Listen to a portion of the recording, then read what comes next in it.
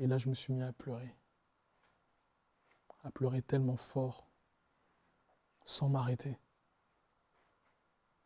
Et je commençais à demander pardon à Dieu, pardon, pardon, pardon, pardon, pardon pour qui je suis, pardon d'être là, pardon d'être né. J'avais l'impression d'être une erreur. Je donne un ultimatum à Dieu, je suis un ouf. Je lui ai dit, si dans les jours à venir, je ne trouve pas quelqu'un qui me correspond, quelqu'un qui fait changer ma vie, un miracle, bah,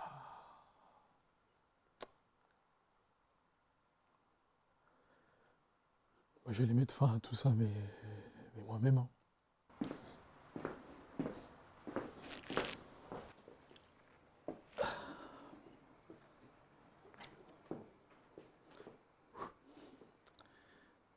Bonjour ou bonsoir à tous.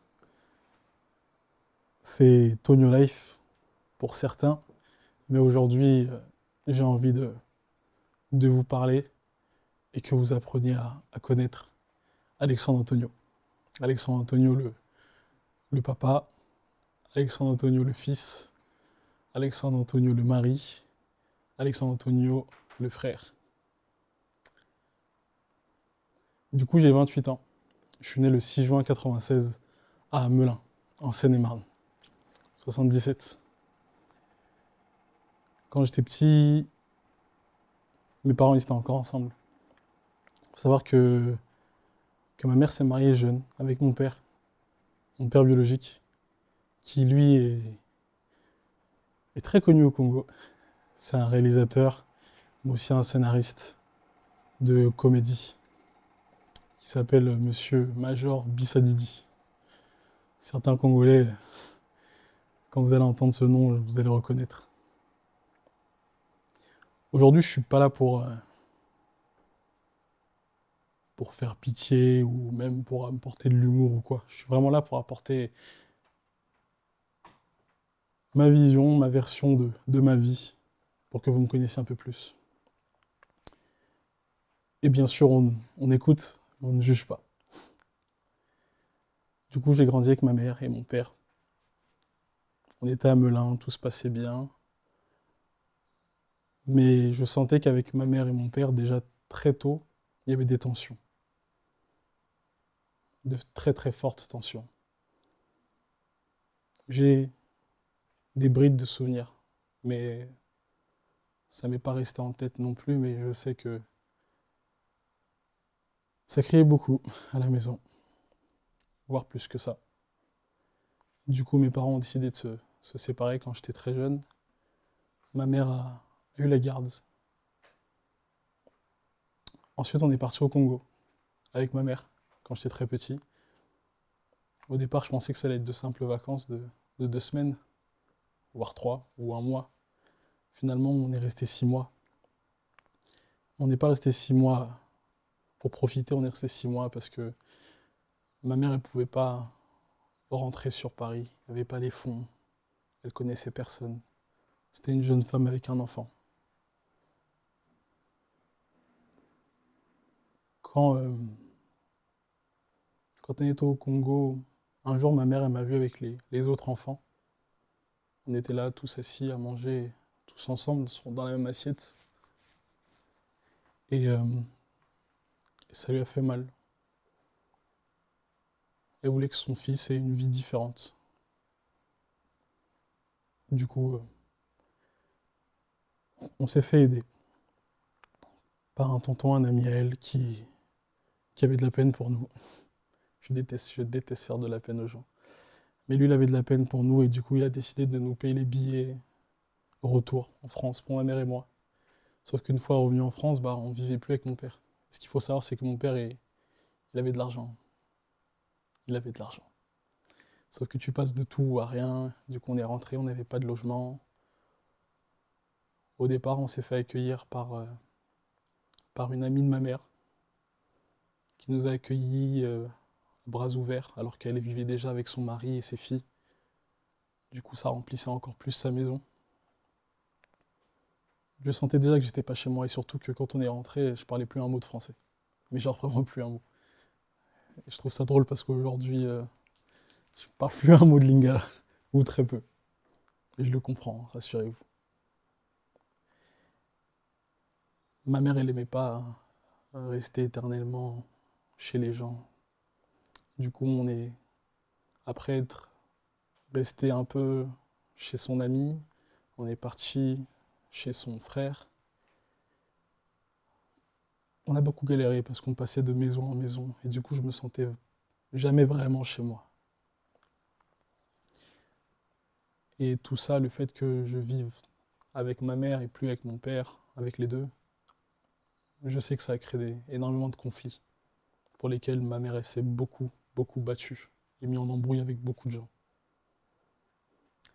Après un jour, on a réussi à trouver un logement. Enfin, toujours sur Melun, à Borgard, pour ceux qui connaissent.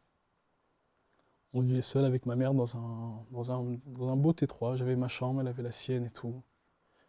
Sauf que niveau loyer, c'était très très très compliqué. Ma mère travaillait à Disneyland. En vrai, c'est stylé de travailler à Disneyland. Sauf que c'est pas les mêmes travail à Disneyland que vous croyez. C'est pas partie du casting de Disney, non. C'est le décor caché de Disney. Travailler dans un hôtel de Disney. Je devais venir avec elle tout le temps parce qu'elle avait aucun moyen de garde. Aucune personne pour me garder. Quand je venais avec elle, et qu'elle travaillait très tôt le matin ou l'après-midi, je restais un peu dans une salle ou dans les sous-sols avec les autres femmes de chambre qui faisaient des allers-retours, des va-et-vient. Je les calculais pas trop, même si elles étaient très gentilles, mais j'étais plus sur ma console de jeu. Et c'est à partir de là que j'ai commencé à devenir accro, je pense, au jeu. Il y a des moments où c'était très compliqué aussi, et je répète, on ne juge pas, mais il y a des moments où c'était pas possible que je vienne avec elle. J'avais 5 ans. Du coup, je me rappelle que le matin, très très tôt, elle partait à 4 heures du matin jusqu'à Disneyland. Ensuite, je restais à la maison tout seul du moment où elle partait jusqu'à midi. Pour ceux qui se rendent pas compte, pour un petit de 5 ans, c'est chaud de rester tout seul. C'est limite très très dangereux. Et un jour, j'ai fait une crise de panique. Normal, je suis un enfant. J'ai commencé à crier, à pleurer, à appeler de l'aide, etc. parce que je voulais juste qu'elle soit là avec moi. Un voisin a été interpellé, puis tout le square s'est ramené. La police, les pompiers. Ma mère est revenue. C'était très chaud parce qu'à ce moment-là, il voulait lui enlever la garde. Mais elle a continué à se battre. Je lui en veux pas pour ces choses-là parce que je ne sais pas dans quelle situation elle était, ni dans quel état d'esprit elle était. Mais je sais qu'elle s'est vraiment battue. Et je la remercie pour ça. Malgré le salaire de Disney, ça restait très peu pour une femme de chambre.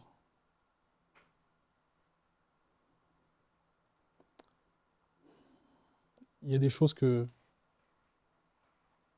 j'ai vues que j'aurais pas dû voir.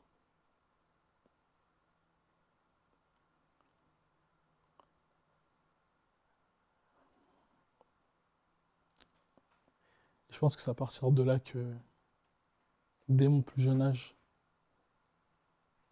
tout ce qui concerne l'impudicité a commencé. Mais j'y reviendrai après. Donc ensuite, on vivait à Melun tranquillement. Ma mère a rencontré quelqu'un qui est devenu mon beau-père, le père de ma petite sœur. On est resté à Melun, sauf que Melun c'était trop loin de son travail et ça devenait compliqué pour ma mère aussi. Du coup, on a dû faire un choix. On est parti vivre avec lui sur Paris, à Pantin. Sauf que quand on vivait à Paris, on est passé du F3 à la chambre de bonne pour tous les trois. Là, je sais pas si vous voyez l'espace qui est ici, mais là, c'est un château où on est. C'est juste une pièce, hein. Mais où on était, nous, c'était vraiment une chambre de bonne, très petite. Ça, pour ceux qui ont une chambre, une petite chambre, une chambre d'enfant limite, ça correspondait à ça. Mais pour 3 personnes avec tout ce qui est autour. C'est-à-dire l'évier, le frigo, ce qui sert d'armoire, mais c'était plus une pile de vêtements. Et aussi, il y avait pas de salle de bain. Du coup, vu qu'on était au 6e étage, avec toutes les autres personnes qui habitaient, avec nous dans l'étage. Pour aller se doucher, il fallait aller aux toilettes. Prenais un seau, tu fermais la cuvette, et tu te douchais. Si quelqu'un voulait aller aux toilettes, bah frérot, tu vas attendre. J'en rigole aujourd'hui, mais en vrai, miskin. Et là aussi, encore, mes parents, vu qu'ils avaient des métiers où ils travaillaient très tôt le matin, bah, je devais partir encore à l'école tout seul. Sauf que ma mère, elle avait compris la leçon et là, elle a trouvé une solution, ce qui était que dès qu'ils partaient très tôt le matin, à 5 heures les deux, ils mettaient un réveil, 8 heures, je me réveillais, ou 7h30, 7h30, je me réveillais, je me lavais, brossage de dents, enfin, je me lavais les dents, plutôt que se laver tout seul, brossage de dents, et je partais chez la gardienne en bas parce qu'elle avait un fils qui avait le même âge que moi, et qui s'appelait Victor. Et je regrette pas ces moments-là, parce que j'avais l'impression d'avoir une seconde mère avec, avec la gardienne. Et je sais qu'elle me considérait aussi comme son fils, donc ça me faisait plaisir. Son fils noir, parce que c'était une portugaise. Le cliché. Du coup, après ça, ma mère est tombée enceinte. Et mes parents ont dit non, c'est pas possible, on va pas rester là. On va pas rester dans ces petits logements-là, alors que ma petite sœur qui allait arriver. Et je me souvenais qu'il travaillait à Levallois dans un salon de coiffure. Franck Provost. Pour ceux qui connaissent. Et chez Franck Provost, ce qu'il faisait, c'est que dès que le salon fermait, bah, eux, ils nettoyaient, tout simplement. Et par le biais de ça, ils ont réussi à avoir des contacts. Et on a réussi à avoir un appartement à Levallois. C'est là que ma vie a vraiment pris un tournant radical. En partant à Levallois, l'appartement était beaucoup plus grand, j'avais une grande chambre, j'étais content. En plus, même le fait de vivre à Levallois, pour ceux qui connaissent, c'est une chance de ouf. Je suis passé de Melun à Levallois. Je dis pas que Melun c'est éclaté au sol, mais Levallois, c'est c'est notre vie. C'est une ville de riches, clairement. Et j'étais pas prêt à tout ça. Et je m'en suis rendu compte dès l'école. Parce que je voyais déjà les différences. Arrivé au collège, les potes qui avaient tous les derniers téléphones, dernière marque de tout. Et toi, t'es là, t'as le strict minimum. Et je m'en suis pas plaint parce que ça me dérangeait pas en fait. En vrai, je m'en fous. Je sais que mes parents, ils se démenaient pour ça. Du coup, ça me dérangeait pas tant que ça. Mais même quand t'allais chez tes potes, tu voyais la baraque, tu te disais, ok. Un jour, je suis allé chez un de mes potes d'ailleurs,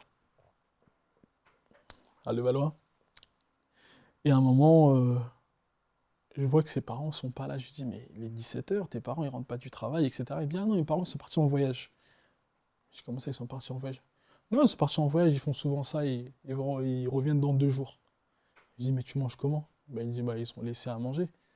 Et je dis, pour l'appartement, tu ne nettoies pas, tu fais comment? Il me dit, ah, bah, il y a la femme de ménage qui va venir.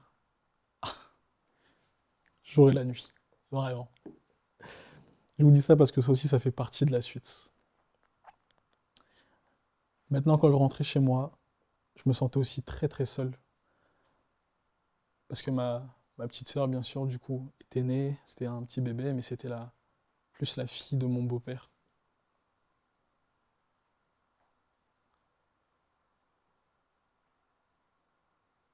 Ils n'ont pas fait exprès, mais dès l'instant où on arrive à Levallois, jusqu'à mes 15-16 ans, donc du coup de mes 6 ans de mes 8 ans à mes 16 ans, voire plus, je me suis senti énormément seul. Parce que mes parents, ils donnaient beaucoup plus d'attention à ma petite sœur. J'avais limite l'impression que j'étais effacé. Et du coup, vu que j'étais seul, comme lorsque t'es petit, je m'isolais dans ma chambre, je jouais à mes jeux vidéo, mais pas que. Et c'est là où l'impudicité a pris le dessus. Il y avait un ordinateur à la maison où je jouais à mes jeux dessus aussi. Et vous savez, à l'époque, c'était pas autant ouvert les sites bizarres. À l'époque, il fallait vraiment passer par plein d'étapes différentes, fallait accepter, oui, êtes-vous sûr de... C'était galère. Et un jour, je suis tombé sur une pub. Bim, je clique sur la vidéo, je la regarde. Mon corps de jeune réagit directement face à ça. Et c'est là où a commencé tout ce qui est masturbation, etc. Au départ, ce qui était seulement quelque chose que des jeunes découvrent est devenu une obsession réelle. C'était pas juste oh, une fois par semaine, deux fois, non. C'était un excès, un vrai excès.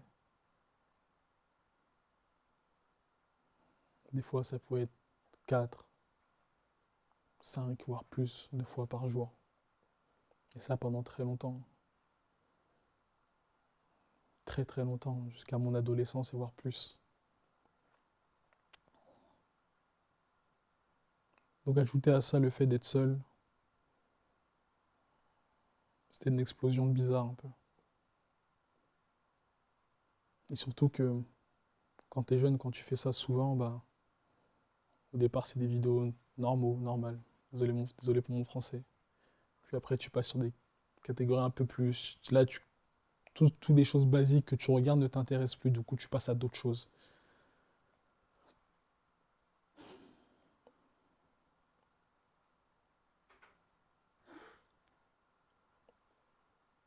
Et j'ai pas honte de vous dire ça aujourd'hui, hein, pas du tout. C'est juste que les dire comme ça à voix haute, ça me fait beaucoup réfléchir. Et je prends conscience des choses, plus je vous parle.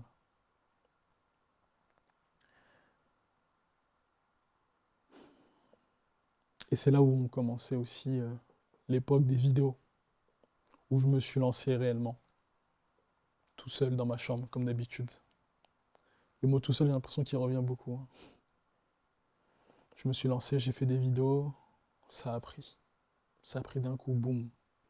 Je suis passé du mec totalement lambda, qui ne sort pas, qui ne va pas aux soirées, parce qu'il faut que je vous dise aussi, tout ce qui est soirée, boum, etc. Dans mon enfance, moi, j'ai pas connu ça, hein. J'étais soit tout seul, soit avec ma bande de potes, sauf que ma bande de potes, on n'était pas les mecs qui sont invités à des trucs et tout. C'était vraiment, eux, c'est les petits geeks, fans de manga, qu'on calcule pas. Et du coup, je passe de ça je passe de je suis pas connu à je suis connu. Je passe d'aucune meuf me veut à il y a énormément de meufs qui me veulent. Je passe de possiblement il peut y avoir des meufs de mon âge qui sont attirées à des meufs plus grandes qui sont attirées. Et imaginez maintenant un jeune comme moi qui prend tout ça sur la face en l'espace de quelques mois. Un jeune comme moi qui a des problèmes d'addiction, chelou, et qui passe de t'as rien à tout. Dans ma tête, je vrille directement. Tout le temps, ça m'envoie des messages, des trucs, tu attends pas à n'importe quel moment, ça, ma tête elle explose.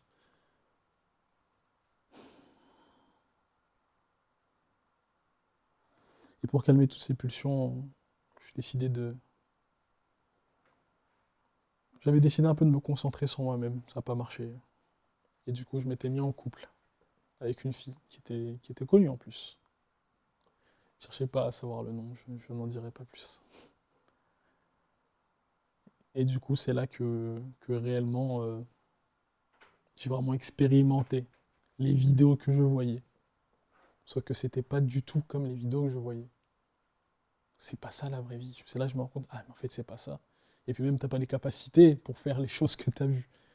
C'est pas ça le vrai amour, c'est pas ces choses-là. Et du coup ça a créé une sorte de frustration bizarre en moi.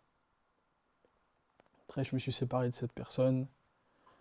Puis ensuite, euh, c'est là où j'ai connu vraiment beaucoup, beaucoup de femmes. Essayez pas de trouver le nombre aussi, mais c'est beaucoup, vraiment, vraiment beaucoup. Mais je trouvais jamais mon bonheur dans tout ça. À chaque fois que je faisais quelque chose avec quelqu'un ou même tout seul, je me sentais seul. Et je sentais qu'il y avait une partie de moi qui petit à petit commençait à disparaître.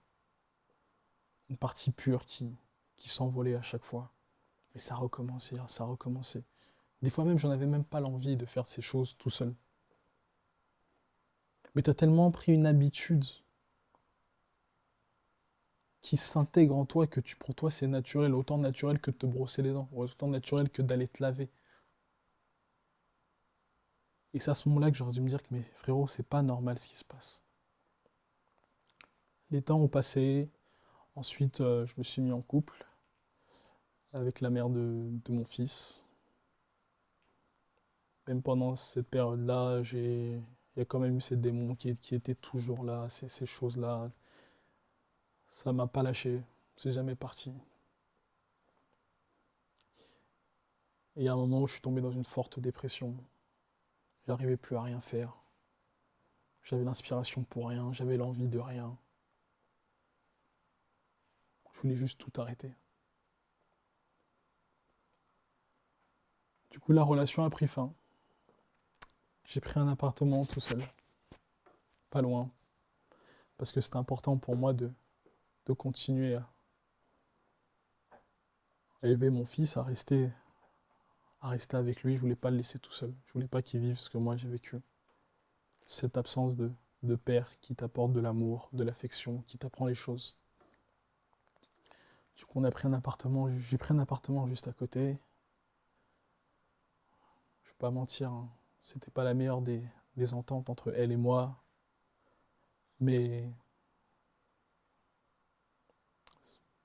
ça, c'était pas un vrai problème. Le vrai problème, c'est que quand j'ai pris cet appartement tout seul, je me suis rendu compte ce que c'était vraiment la solitude. Parce qu'avant, je pensais que j'étais seul, mais j'avais le choix de ne pas l'être.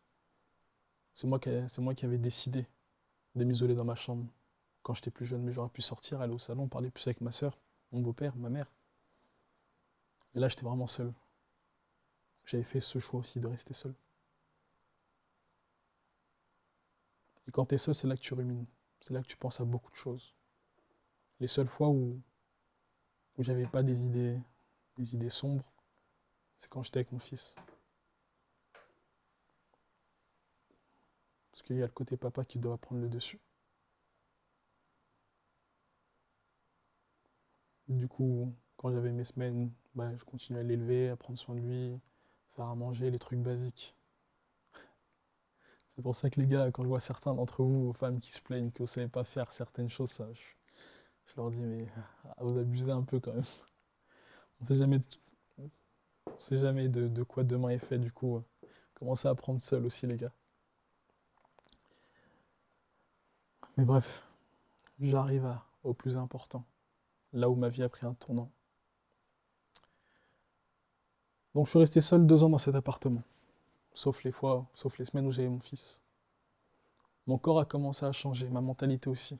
J'ai commencé à prendre plus de confiance, plus d'assurance.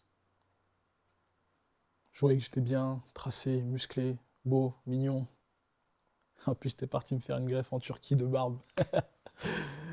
Il y avait tout qui était bien. J'avais peur de rien. Je pouvais parler à n'importe quelle femme.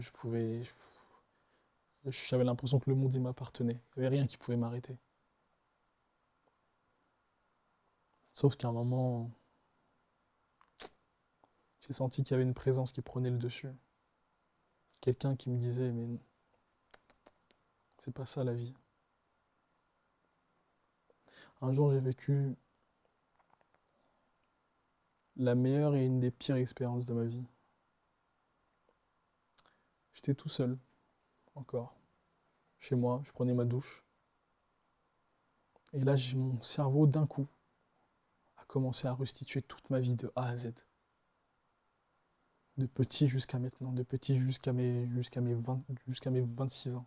Je suis 28 aujourd'hui. Vraiment, il y a toute ma vie qui a déroulé, roulé, roulé, roulé. Et là, je me suis mis à pleurer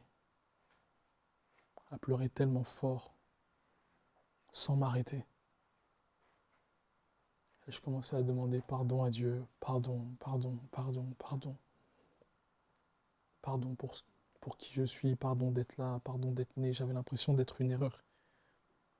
J'avais l'impression d'être une erreur pour tout le monde, j'avais l'impression d'être une erreur pour mon fils. J'avais l'impression d'être une erreur pour ma mère, j'avais l'impression d'être une erreur pour ma sœur. J'avais l'impression même d'être une erreur pour la vie tout court.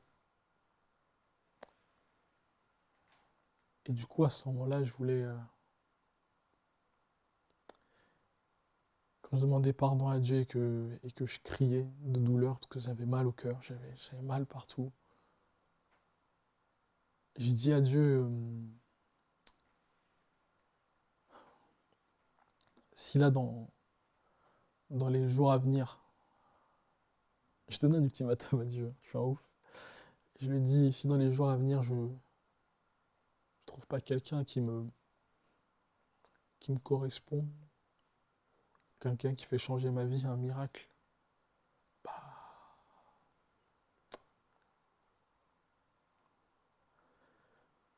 moi, j'allais mettre fin à tout ça, mais moi-même, hein, parce que j'étais fatigué. Il y a beaucoup de choses que j'ai pas dites là, pour aller plus vite, mais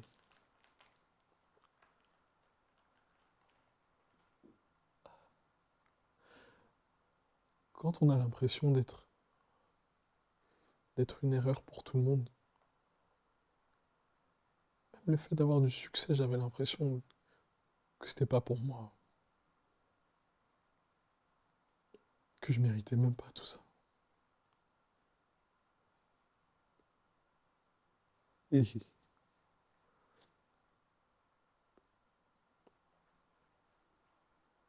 même l'amour que les gens, même l'amour que les gens me donnaient chaque jour, j'ai l'impression de pas le mériter. Même lorsque mon fils il me disait qu'il était fier de moi, j'avais l'impression que je méritais pas qu'on me dise ça. Et d'ailleurs, c'est la première personne qui m'a dit qu'il était fier de moi. Et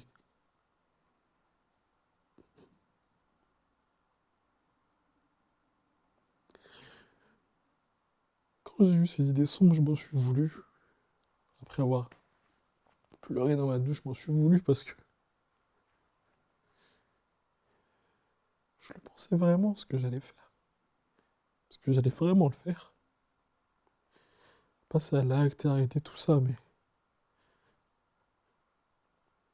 c'est égoïste de faire ça. Parce que mon fils, il aurait fait quoi tout seul? Je voulais pas que mon fils il pense que je l'ai lâché, je l'ai abandonné. Je voulais pas que ma mère soit mal, ni ma soeur. Et je sais surtout qu'il y a des gens qui me suivent et pour qui leur vie elle a changé à travers mes vidéos parce que je dois réussir à leur apporter de l'amour, mais à ce moment-là, j'en avais juste marre en fait. Et c'est là où il y a du changement parce que le soir même, en tant que bon comédien que je suis, pour faire semblant que tout va bien, j'ai fait un live sur TikTok. Chose que je fais jamais, parce que je m'en fous. Et dans ce live-là, il y avait mon pote Badji, que je considère comme mon frère.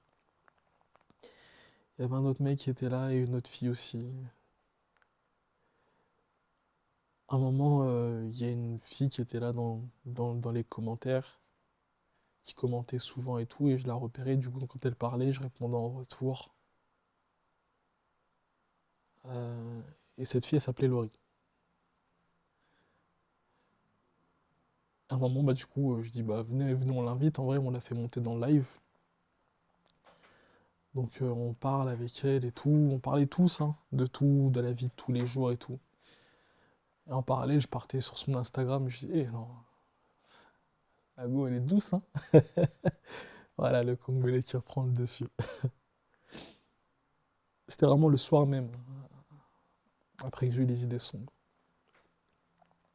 Et du coup, en parallèle, quand on était dans le live, avec Laurie en question, on discutait sur Instagram. De tout et de rien, on apprenait à se connaître. On a terminé le live, il était très très très tard. Il était genre 3 heures du mat, voire plus, je crois. Et à la fin de ce live, ça m'a fait du bien. J'étais content. En plus, je parlais avec une fille qui était très intéressante, très belle. très gentil aussi. Du coup, avec la Laurie en question, on a décidé de se voir. Quelques jours après, on a continué à parler, on s'est revus. Au bout de quelques semaines, on s'est mis ensemble. Elle est venue vivre à la maison du jour au lendemain. Et ce qui est très drôle, c'est que dès l'instant où j'ai demandé, où j'ai imposé cet ultimatum à Dieu, je lui ai demandé quelque chose avec force et avec conviction, ben, il m'a répondu le soir même parce que la Laurie en question, bah, aujourd'hui c'est ma femme.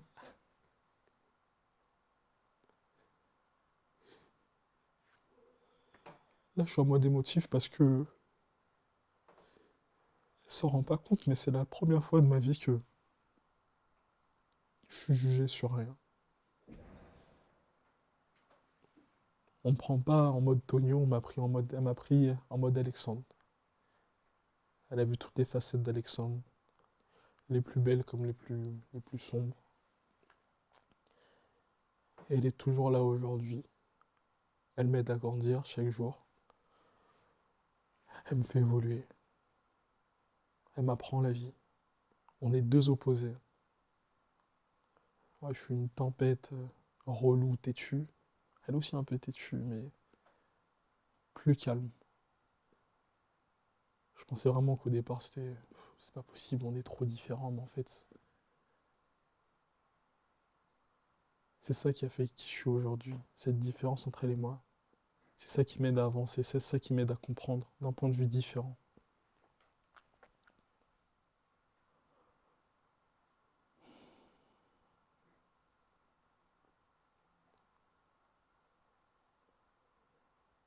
Et mon cœur, sache que, parce qu'elle est derrière la caméra, sache que je t'aime et je te remercie pour tout ce que tu fais. Je suis pas le meilleur pari, je suis pas le meilleur mari, je suis pas le meilleur ami du monde. Sache que pour toi, pour toute notre famille, je me battrai toujours.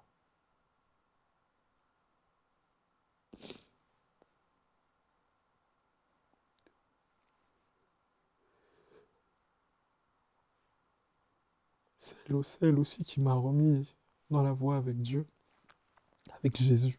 Si je peux être encore plus clair pour vous. De toute façon, c'est marqué sur mon pull.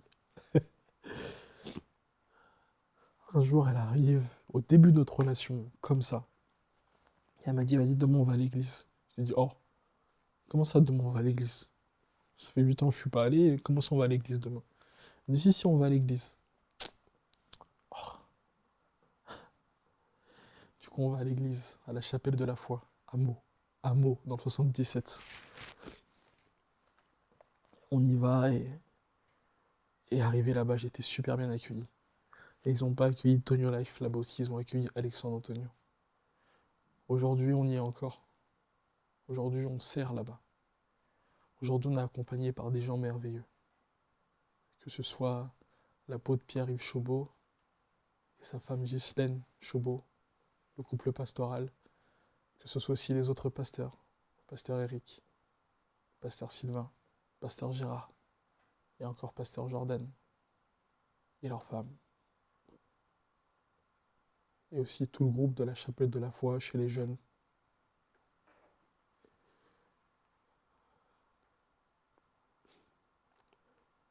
Vous savez, entre le moment où j'ai quitté le Valois et l'appartement où je suis, j'ai déménagé plein de fois. Peut-être que l'habitude de quand j'étais jeune de partir de maison en maison, ça m'a suffi. Mais aujourd'hui, quand je suis avec ma femme, mon fils, mes chats, je peux être partout dans le monde. Du moment que je suis avec eux, je sais qu'en vrai, c'est eux ma maison. Et aussi avec les jeunes de la chapelle de la foi.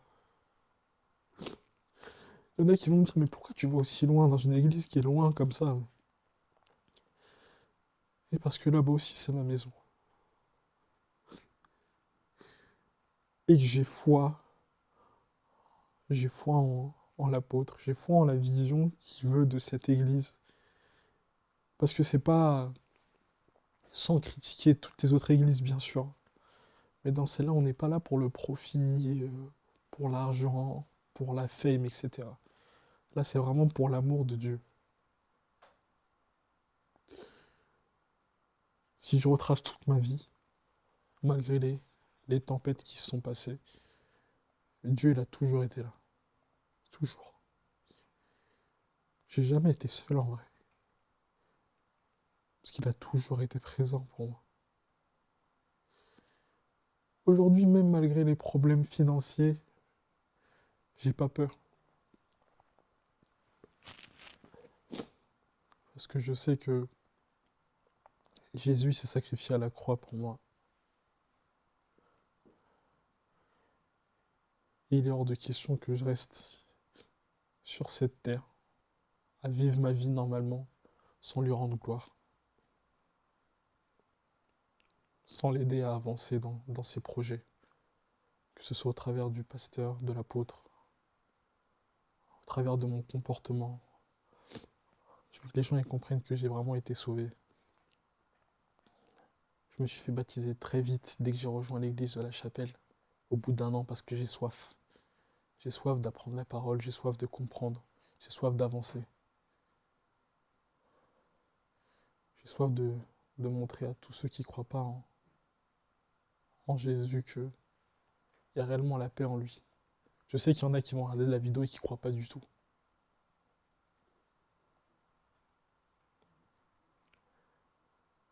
Je suis pas là pour vous imposer une idée. Pas du tout. Mais pour toutes les personnes qui vont regarder la vidéo, qui se sentent seules, qui, qui ont un passé où ils ont honte, que vous soyez un homme, une femme, sachez que vraiment, Jésus vous aime. Je vous promets, je ne peux pas jurer. Je vous promets, je vous dis ça avec le plus profond, avec mon cœur. Quand je vous dis il vous aime, c'est il vous aime. Ne te sens pas jugé par les hommes. Quand je dis les hommes, c'est les hommes avec un grand H. Ils jugeront toujours. Mais Jésus, lui, il ne va pas te juger. Viens à lui, libère-toi de tes fardeaux. Et surtout, garde ton cœur plus que toute autre chose.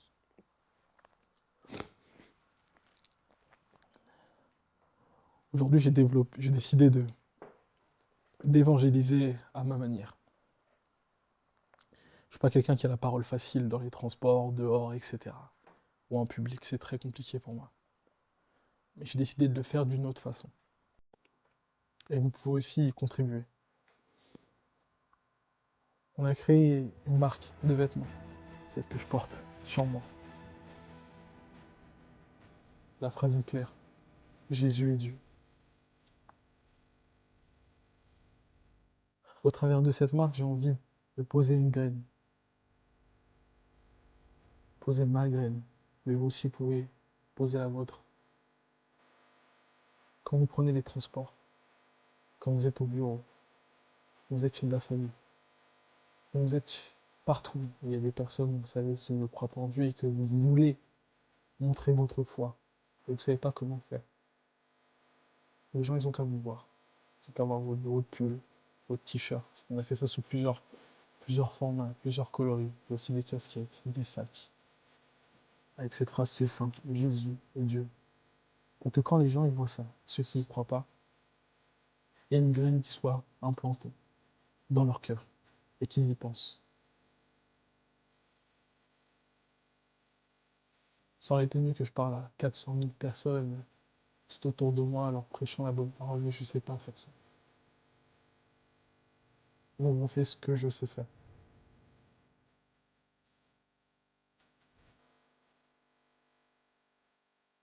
Aujourd'hui, on est le 25, c'est sur la date de 25 décembre. Joyeux Noël. Si vous n'avez pas acheté de cadeau, rattrapez-vous. En tout cas, ça c'est mon cadeau pour vous. Le fait que je me livre à vous. Je veux remercier toutes les personnes qui sont derrière cette vidéo, qui nous ont aidés de près ou de loin. Je veux aussi remercier tous les gens qui me suivent et qui m'ont soutenu jusqu'à présent. Tous ceux qui ont contribué à cette réussite que j'ai aujourd'hui. Et plus important, je remercie Jésus. Je remercie mon Dieu.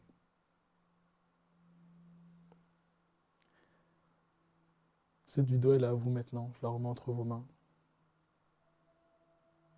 Je prie sincèrement que toute parole qui a été dite dans cette vidéo n'affecte personne. Que toute chose qui a été dite dans cette vidéo, au contraire, puisse vous aider à vous livrer, à grandir, à avancer. Au nom de Jésus.